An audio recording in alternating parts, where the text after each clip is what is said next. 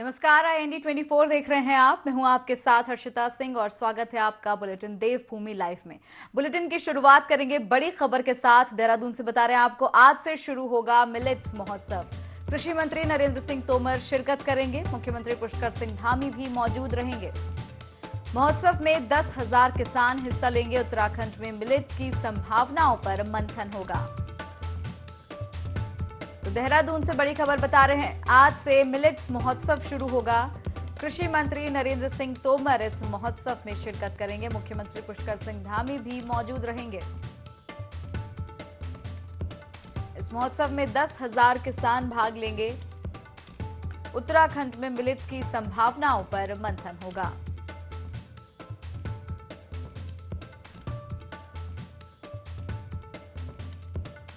देहरादून से बड़ी खबर आपको बता रहे हैं। इस खबर पर और ज्यादा जानकारी लेंगे। संवाददाता विनय सूद से हमारे साथ लाइव जुड़ गए हैं। विनय, आज से मिलेट्स महोत्सव की शुरुआत होने जा रही है। जी बिल्कुल हर्षिता, देखिए जिस तरीके से मिलेट्स महोत्सव है उसकी जो शुरुआत है वो 4 दिवसीय जो है यहाँ पर ये चलने वाला है। साथ ही साथ मैं आपको बता दूं कि इस महोत्सव में जो है नरेंद्र सिंह तोमर और यहाँ पर प्रदेश के जो मुख्यमंत्री हैं पुष्कर सिंह धामी वो भी पहुंच रहे हैं, जो इसका शुभारंभ करेंगे।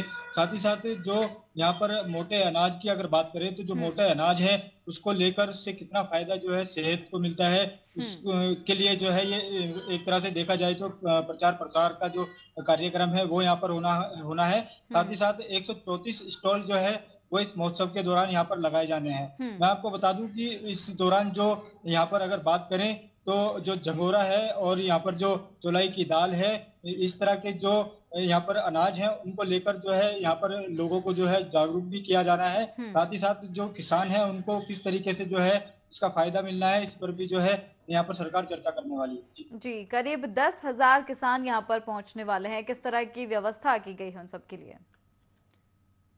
जी बिल्कुल हर्षिता, देखिए जिस तरह से यहाँ पर जो किसान यहाँ पर जिनको इसका फायदा मिलने वाला है तो उसको देखते हुए यहाँ पर जो देखा जाए तो किस तरीके से जो है इनको फायदा मिलेगा, क्योंकि लोगों को जो लोग जागरूक नहीं है वो भी इस तरह के जो कार्यक्रम होते हैं उनको देखते हुए यहाँ पर जो है जागरूक होते हैं। और यहाँ पर लगातार जो संस्थाएं हैं वो भी मिलेट्स को लेकर यहाँ पर जो है कार्यक्रम लगातार कर रही है। तो कुल मिलाकर देखा जाए तो इस बार जो ये वर्ष है ये मिलेट वर्ष के नाम से जो है यहाँ पर मनाया जा रहा है। जी बिल्कुल, जिस तरह से देखा जा रहा है कि सरकार लगातार प्रयासरत है और मिलेट्स की संभावनाओं पर आज जो है चर्चा होगी। बात की जाए देश भर में अलग अलग राज्यों में तो मिलेट्स को काफी जो है तवज्जो अब दी जा रही है। मिलेट्स को लेकर लोगों को भी जागरूक किया जा रहा है। तो उत्तराखंड में भी अच्छी पहल कहा जा सकता है सरकार की, जहां पर मिलेट्स की संभावनाओं पर आज से जो है मंथन शुरू होगा।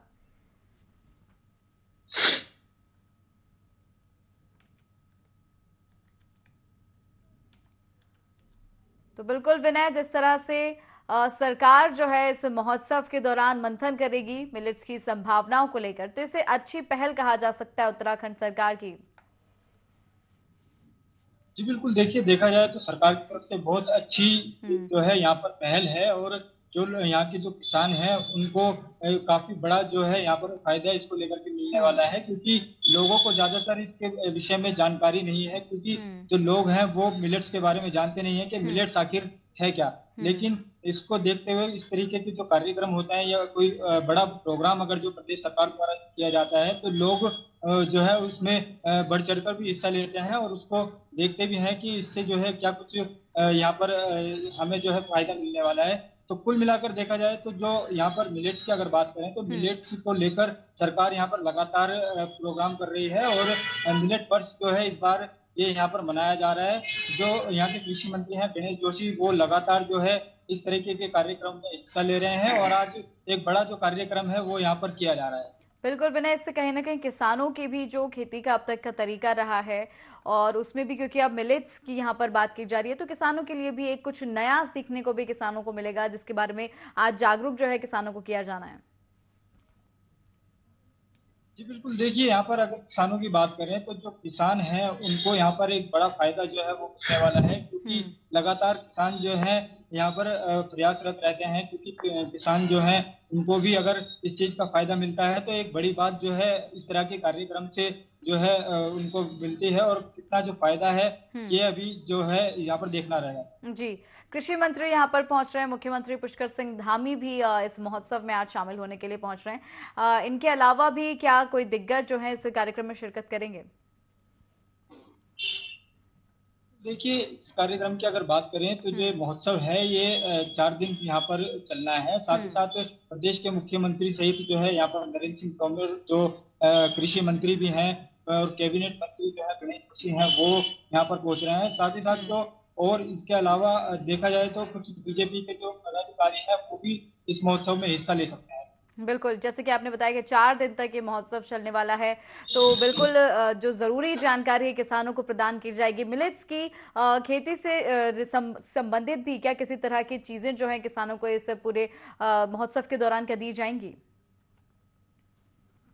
जी बिल्कुल, देखिए महोत्सव के दौरान की अगर बात करें तो इस पर जो है अभी कोई इस तरीके का कोई बंधन नहीं किया गया है, लेकिन सरकार ने यहाँ पर अगर देखा जाए तो इस पर चर्चा यहाँ पर की जा रही है कि राष्ट्रीय खाद्य योजना के तहत जो है 5 किलो अगर जो यहाँ पर अनाज जो है दिया जाता है किसी को, तो उसी के साथ साथ जो है 1 किलो जो मंडवा है वो भी यहाँ पर सरकार जो है उन उपभोक्ताओं को उपलब्ध कराने की तैयारी में यहाँ पर लगी हुई है।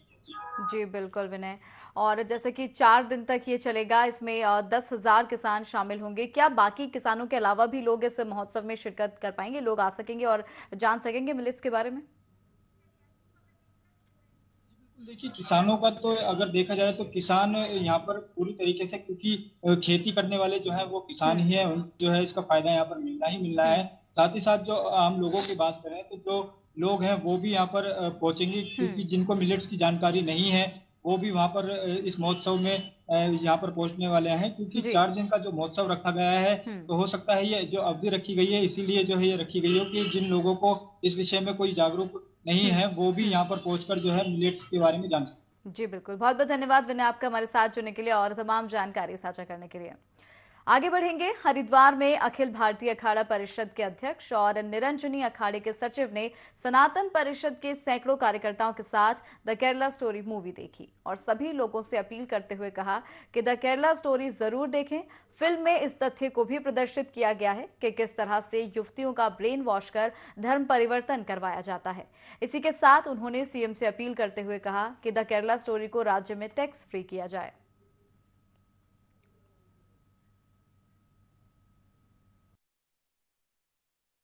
साधु संत है और पूरी हरिद्वार की जनता है, जितने हमारे हिंदू भाई है, सनातनी भाई है, सभी हम यहाँ फिल्म देखने आए हैं। हमने ये सुना है कि इस फिल्म में जो है जो लव जहाद है उसको दिखाया गया है कि लव जहाद क्या है। मैंने पहले भी ये कहा था जैसे लव जहाद है, लैंड जहाद है। अगर ये लैंड जहाद समाप्त हो जाएगा तो लव जहाद भी समाप्त हो जाएगा। तो हमें यही देखना है कि लव जहाद में कैसे कैसे जो हमारी हिंदू बहन बेटियाँ हैं उनको बहकाया जाता है, बहका करके उनसे शादी होती है, वही देखने आज हम आए हैं। इसी फिल्म को देखना बहुत जरूरी है ताकि हमारे दिमाग में ये बात आ जाए। मैं ये कहता हूँ जितने भी हम हिंदू हैं सब हिंदुओं को देखना चाहिए, जितने भाई बहन हैं सबको देखना चाहिए, ताकि हमें ये पता लगे कि जो हमारे साथ जो है कितना अन्याय हो रहा है। उत्तराखंड हाईकोर्ट ने मध्य प्रदेश की हिंदू युवती को पिरान कलियर दरगाह में नमाज पढ़ने की अनुमति दे दी है। नैनीताल हाईकोर्ट ने हरिद्वार जिलाधिकारी और एसएसपी को निर्देश दिए कि युवती को पूरी सुरक्षा दी जाए, जिसके बाद पुलिस ने युवती के नमाज पढ़ाने के लिए तैयारियां पूरी कर ली हैं। वहीं एसएसपी अजय सिंह ने कहा कि हाईकोर्ट के फैसले को लागू कराने के लिए आला अधिकारियों को आदेशित किया जा चुका है। कोई भी कहीं भी जाकर पूजा पाठ कर सकता है और अगर किसी ने कानून हाथों में लेने की कोशिश की तो उसके खिलाफ कड़ी कार्रवाई की जाएगी।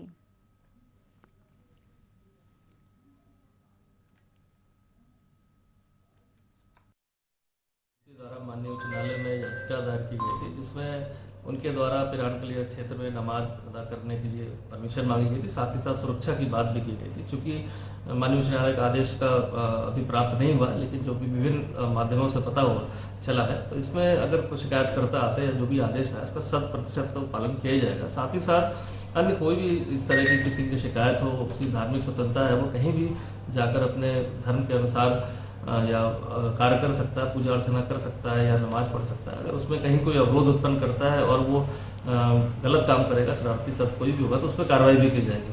क्योंकि इसमें सुरक्षा की बात भी की गई है। जैसे ही न्यायालय का आदेश प्राप्त होता है या जांचकर्ता आते हैं यहाँ पर, तो उनको उचित सुरक्षा भी मुहैया कराई जाएगी।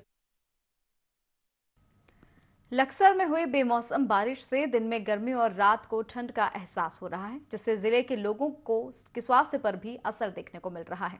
आए दिन अस्पतालों में खांसी, जुकाम और वायरल बुखार के मामले सामने आ रहे हैं, जिस पर सीएसपी प्रभारी डॉक्टर नलिन अग्रवाल का कहना है कि मौसम में बदलाव की वजह से खांसी, जुकाम, बुखार जैसे केसेस अस्पताल में बढ़ रहे हैं। ऐसे लोगों की कोविड जांच की जा रही है। अगर किसी मरीज में ऐसे लक्षण पाए जाते हैं तो उन्हें अस्पताल में भर्ती करवाया जाएगा।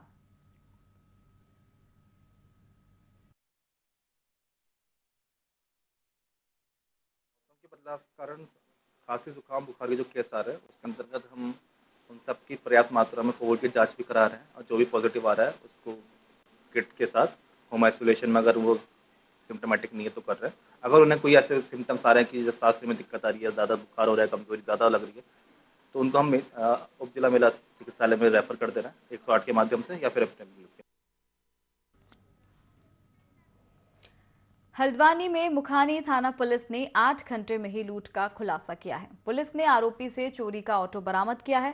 मामले को लेकर एसपी सिटी हरबंस सिंह ने बताया कि 10 मई को सन्नी कुमार ने थाना में शिकायत की थी कि उसने अपना ऑटो किराए पर दिनेश चंद्र को चलाने के लिए दिया था, लेकिन चालक से आरोपी ऑटो लेकर फरार हो गया। पुलिस टीम ने सीसीटीवी के आधार पर आरोपी को गिरफ्तार कर लिया।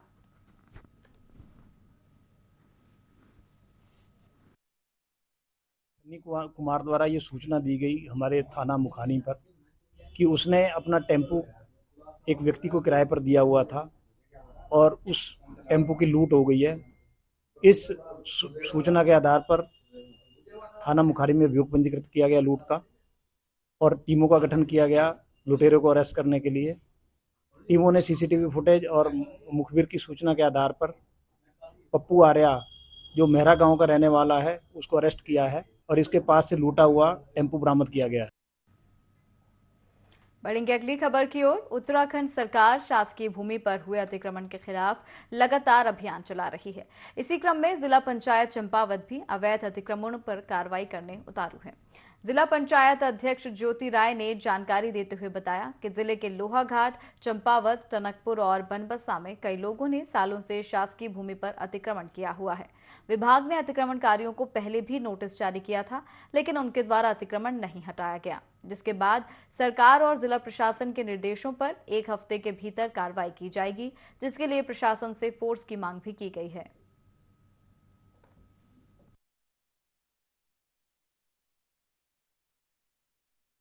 राज्य में अवैध अतिक्रमण के खिलाफ अभियान चला रही है। ठीक उसी प्रकार जिला पंचायत भी जहां जहां जिला पंचायत की भूमि पर अवैध अतिक्रमण किया गया है, वहां पे कार्रवाई करने जा रही है।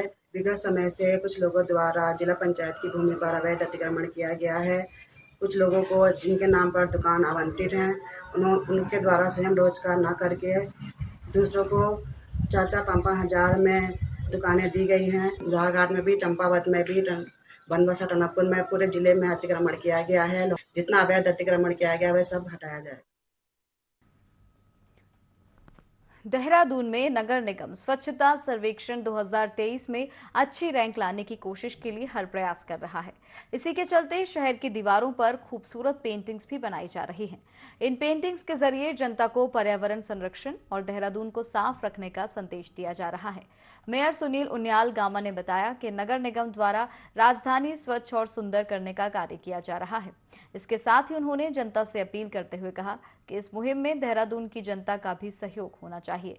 हमारी कोशिश है कि इस बार स्वच्छता सर्वेक्षण 2023 में नगर निगम देहरादून अच्छी रैंक प्राप्त करेगा।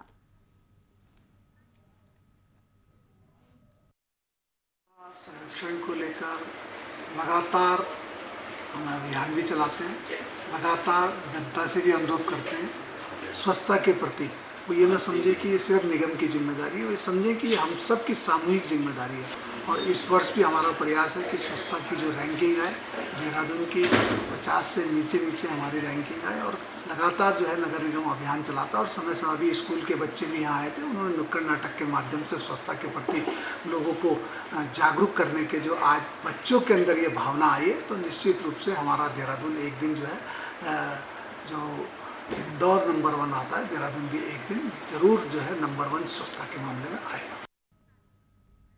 जनपद उधम सिंह नगर के जसपुर कोतवाली क्षेत्र में एक युवक को बस में सवार एक महिला से अश्लील हरकत करना भारी पड़ गया।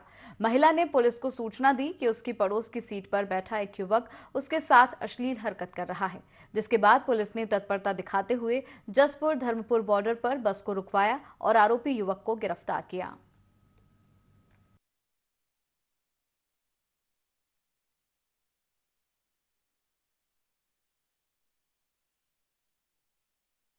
जसपुर का मामला है। इसमें जसपुर क्षेत्र में एक आशा कार्यकर्ती हैं जो कि यूपी के बिजनौर में काम करती हैं और daily up down local bus से करती हैं। तो वाकयात इस प्रकार हुआ कि जब ये परसों वापस आ रही थी तो इनके साथ एक कोई बगल की सीट में एक बैठे थे व्यक्ति और उनके द्वारा इन महिला के साथ चलती बस में छेड़खानी और इस तरह की गाली गलौज वाली बातें की गई। जब महिला ने उन्हें रोका तो अभद्रता भी करी उन्होंने।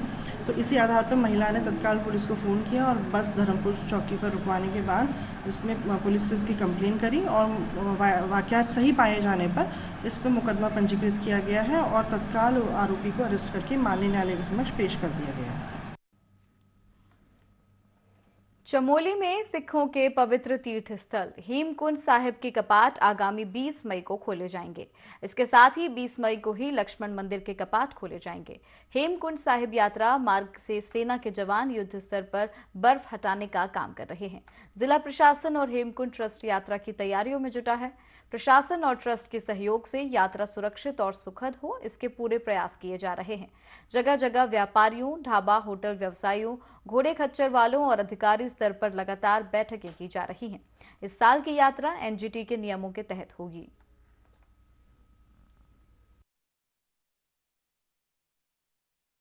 मई से श्री हेमकुंड साहिब की यात्रा प्रारंभ हो रही है, तो उसको लेकर जो हमारा पैदल मार्ग है उस पर आर्मी के जवानों द्वारा लगातार बर्फ़ हटाने का कार्य किया जा रहा है और इसी सप्ताह में रास्ता खुलने की पूरी संभावना है। साथ ही साथ जो संबंधित विभाग हैं, विद्युत, पेयजल, सुलभ इंटरनेशनल के द्वारा जो टॉयलेट संचालित हैं, सभी को निर्देशित किया गया है कि यात्रा से पूर्व सभी जो यात्रा संबंधित व्यवस्थाएं हैं उनको पूर्ण कर लें ताकि श्रद्धालुओं को किसी भी तरह की असुविधा का सामना ना करना पड़े। और हरिद्वार के अलावलपुर क्षेत्र में सागौन के 50-60 पेड़ काटे गए। मौके पर पहुंचे वन विभाग की टीम ने एक ट्रैक्टर ट्रॉली को सीज किया है। फिलहाल वन विभाग जांच में जुटा है।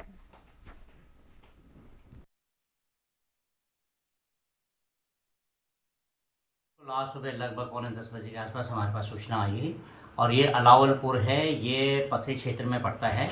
यहाँ पे एक किसान ने अपने खेत में लगभग कुछ 50 से 60 पेड़ों की आई, जिसमें कि कुछ तो इसके यूकेलिप्टस के हैं, कुछ उसमें पॉपुलर के हैं, कुछ उसमें शीशम के पेड़ हैं। हमारी तरफ से तुरंत टीम वहाँ भेज दी गई है। मौके पे हमने एक ट्रैक्टर ट्रॉली को सीज कर दिया गया है और समस्त प्रकार के अभिलेखों की वहाँ पे जांच की जा रही है।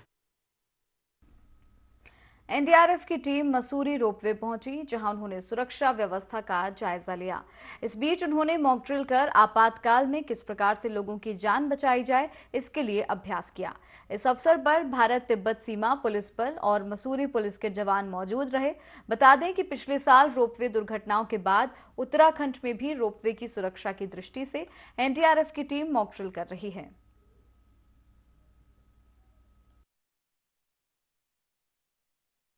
सभी को विदित है कि पिछले साल 3 ऐसे इंस्टेंस हुए हैं केबर कार और ट्रॉली में, जिसमें कि कुछ जानों की भी क्षति हुई है। तो इसी के मद्देनजर रखते हुए एनडीआरएफ द्वारा पूरे भारतवर्ष में जगह जगह पर ये जो केबल कार के ऊपर मॉक एक्सरसाइज कराई जा रही हैं, ताकि हम जो भी केबल कार चालक हैं या जितने भी हमारे पास केबल कार हैं उनकी हम जो प्रिकॉशन दे सके उनको, और क्या उनका सेफ्टी रूल्स है, इसको हम जो उनका क्या मैकेनिज्म है उसको हम चेक कर सकते हैं। पिछले कुछ दिनों में ऐसा देखा जा रहा है कि कई बार ऐसा होता है कि जो अपनी रोपवे की ट्रॉली है ये बीच में कहीं फंस जाती है, तो ऐसे में रेस्क्यू करना पड़ जाता है उन लोगों को। तो भविष्य में इस प्रकार की कोई गतिविधि अगर होती है तो उससे किस प्रकार से निपटा जाए या उसको किस प्रकार से हैंडल किया जाए, इसके लिए ये एसडीआरएफ, एनडीआरएफ और आईटीबीपी का और साथ में जो लोकल प्रशासन है तो उनके साथ में मिला हुआ एक मॉक ड्रिल था। ये पिथौरागढ़ की गंगोली हाट तहसील में एक ही परिवार की महिलाओं की बुरसुम गांव में उन्हीं के रिश्तेदार ने हत्या कर दी। वहीं हत्या करने के बाद आरोपी फरार हो गया। मामले की सूचना पुलिस को दी गई। फिलहाल पुलिस ने आरोपियों की तलाश शुरू कर दी है। हालांकि हत्या किन कारणों से की गई है, इसकी जानकारी नहीं मिली है।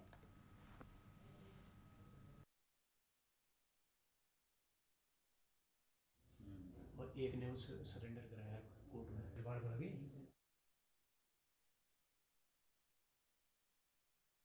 रेवेन्यू एरिया में गंगोली हाट क्षेत्र में आज अर्ली मॉर्निंग में फैमिली के डिस्प्यूट को लेते हुए एक व्यक्ति ने अपनी ही फैमिली में 3 महिलाओं का जो है धारदार हथियार से जो है हत्या कर दी गई है, जिसमें त्वरित संज्ञान लेते हुए पुलिस के द्वारा उस मामले को जिलाधिकारी महोदय के माध्यम से ट्रांसफ़र भी पुलिस को करवाया जा रहा है।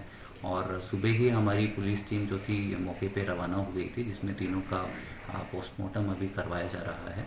और जो अभियुक्त है वो सुबह से ही फरार है, वो जंगल की ओर भागा हुआ है, जिसमें हमारे द्वारा फोर्स को जो है भेजा गया है और जंगल में उनका सर्च ऑपरेशन जो है पुलिस के द्वारा चलाया जा रहा है। और इसी के साथ इस बुलेटिन में फिलहाल इतना ही। आप देखते रहिए IND 24। नमस्कार।